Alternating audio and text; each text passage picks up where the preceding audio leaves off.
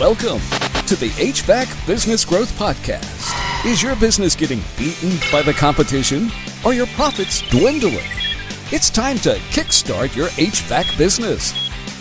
Here's your host, Nick Balowski. Hello everybody, welcome to the HVAC Business Growth Podcast. I'm your host, Nick Balowski.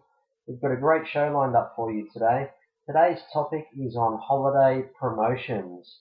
So I think this is a great time for this particular podcast, purely because in my part of the world we have Easter actually coming up. So Easter is one of the most popular holidays in my country, which is Australia.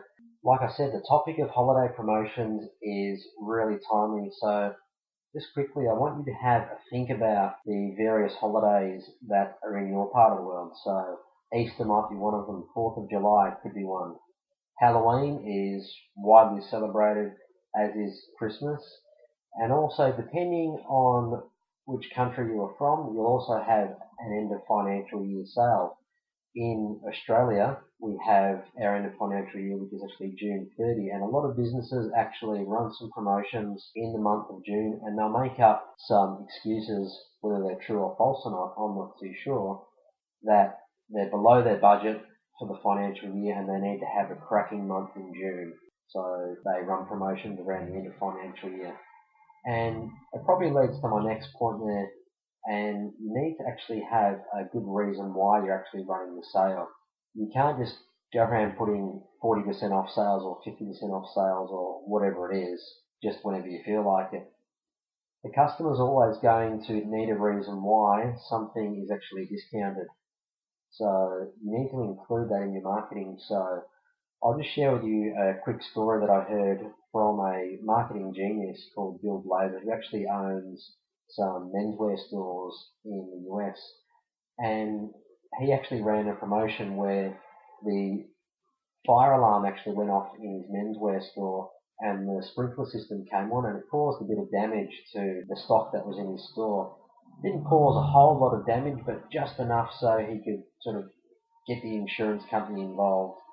So instead of really getting down and out about this particular circumstance that he had, he really went on the front foot and decided to make a sale out of it, where he actually did some great marketing, put out a press release, and it was basically a fire sale. So he discounted his merchandise in his store quite heavily, purely because the fire alarm went off and actually spoiled some of the garments that were in his store. So there's a great example, I feel, of reason why marketing. So let's go through some of the promotional rules, shall we say. We can section the rules off into the before, during, and after. So let's go through the before promotional rule, shall we? So the first promotional rule is that you actually need to make an offer. You just can't have a sale and people need to ring up and find out what the sale is actually about. You need to get out there and make a specific offer. So whether you're going to be discounting a particular line of air conditioners that you have or a particular heating system, that's up to you to decide, but you need to actually make a solid concrete offer.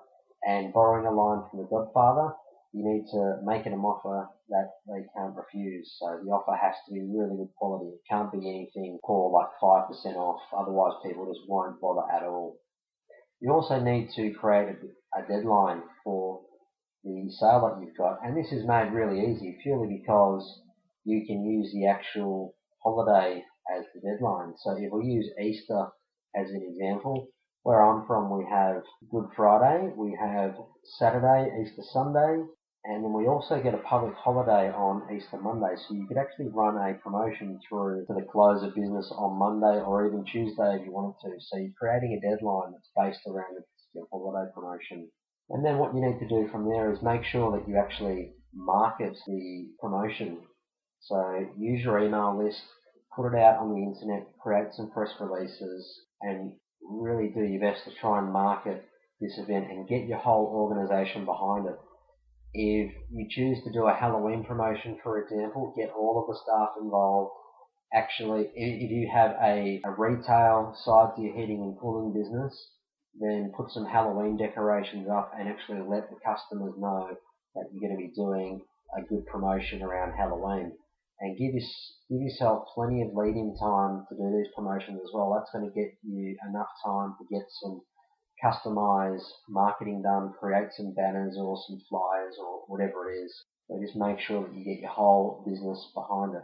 So during the actual sales, we want to use various cross-sell, upsell and downsell techniques. So I've included cross-selling in this purely because people are actually confused about what cross-selling is. So right now I'm not going to add to the confusion. We're just going to talk about upselling and downselling. So when somebody actually comes into your business, ideally they've already made the decision that they want to buy from you. So if that's the case, then you need to do your very best in an ethical way to try and upsell them into extra products or services that you have. So you might be able to package in a larger warranty in which they'll have to pay for, or you might be able to package in a particular service plan that you've got, or you could even offer the next model up. Say if they're going for a particular air conditioner that might cost them maybe $2,500, you might have a model that's $3,500, and you can do your best to sell on the benefits of that more expensive machine, and that's an upsell. McDonald's is obviously very famous for their upsells, and the classic one is, would you like fries with that? So downselling is the cousin of the upsell, and this just tries to leverage all of the marketing work that you've done. So if you're a good marketer and you've actually spent some money on the promotion, then what can happen, unfortunately, is people will come into your store or they'll inquire about your products and services, and you won't be able to sell them on the offer that you're making. That's where the downsell actually comes in. If you can actually recognize some signals that the person actually isn't going to buy from you, then what you can do is use a downselling technique. So if we use that air conditioner example from before, if the offer that you're making is for a $2,500 air conditioner, then you might be able to downsell them into a $1,500 air conditioner, or maybe a portable air conditioner if you carry them. So you just need to be able to recognize the signals that they're not going to buy from you, or they're not going to take you up on the original offer, and use some downselling techniques. So that way you're leveraging the marketing that you're doing and you're making the sale. So I think that's really important. And the after part of the promotion is, and it happens straight after, is you need to ask for referrals. So like I said, you need to leverage the entire transaction and all of the marketing that you've done. So if you do manage to make a sale, then ask for a referral from the people. They might have some family or friends that might be interested. If you fail to make the sale in this particular period, then ask for a referral from one of their friends. The person might actually know somebody, whether it's a relative or a friend, that might be interested in what you have to offer. So all you have to do is ask, and ask people to let their friends know about the particular promotion that you are running. Okay, so now it's time for another HVAC business growth tip of the week. So this week's tip of the week is to get onto our favorite search engine, Google, and what I want you to do is do a search online for all of the holidays that are applicable to your particular country.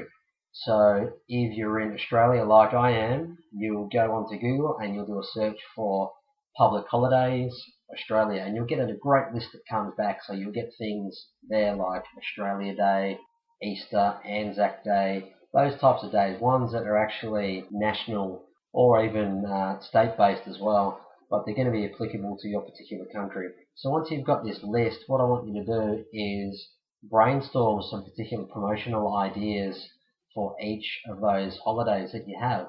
And I think what you'll find, being in the heating and cooling game, some of these promotions will actually coincide with the seasons. So if we take the 4th of July, for example, pretty much all over the United States, it's pretty warm that time of year. So you're going to probably be selling more air conditioners than heating systems at that time of year. If you flip the other side of the coin over, that time of year, say June 30, is end of financial year in Australia and it's winter. So you're probably going to be selling more heating systems than what you will air conditioners around the end of financial year.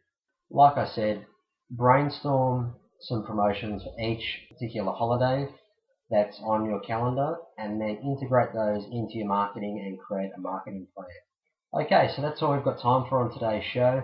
I'm Nick Belowski for HVACbusinessgrowth.com. If you've enjoyed the show, head over to the blog and leave some comments in the show notes.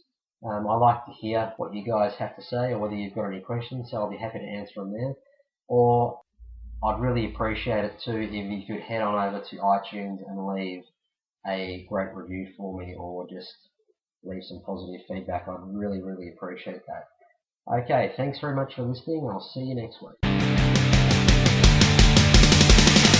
This has been another edition of the HVAC Business Growth Podcast. For more marketing tips and strategies, go to the website hvacbusinessgrowth.com.